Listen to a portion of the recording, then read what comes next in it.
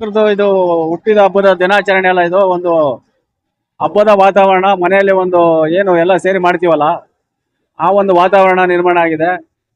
ವರ್ಷದಿಂದ ವರ್ಷಕ್ಕೆ ತುಂಬಾ ಚೆನ್ನಾಗಿ ಅವರ ಹುಟ್ಟುಹಬ್ಬನ ಎಲ್ಲ ಸಮುದಾಯದ ಮುಖಂಡರಾಗ್ಬೋದು, ಎಲ್ಲ ಜನಗಳಾಗ್ಬೋದು, ಒಂದು ಯಾರೇ ಒಬ್ಬರಿಗೆ ಸೀಮಿತ ಅಲ್ದಿರ ಎಲ್ಲ ಅವರು ಈ ಒಂದು ಬರ್ತ್ಡೇ ಆಚರಣೆಯನ್ನ ತುಂಬಾ ಒಂದು ಹಬ್ಬದ ವಾತಾವರಣ ತರ ನಡೀತದೆ.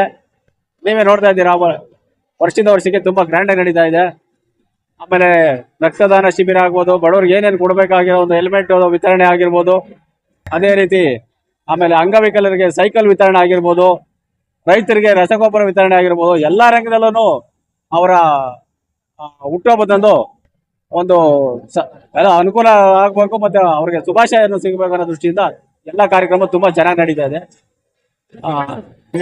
ನನ್ನ ಹೆಸರು ಸುರೇಶ್ ಅಂತ ಹೇಳಿ, ಮಾಜಿ APMC ನಿರ್ದೇಶಕರು ಮತ್ತೆ ಮಾಜಿ